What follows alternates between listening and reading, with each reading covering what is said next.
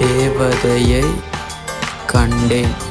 தேவதை, அவள் ஒரு தேவதை, அழகிய பூமுகம் காணவே ஆயுள்தான் போதுமோ? காற்றிலே அவளது வாசனை, அவளிடம் யோசனை.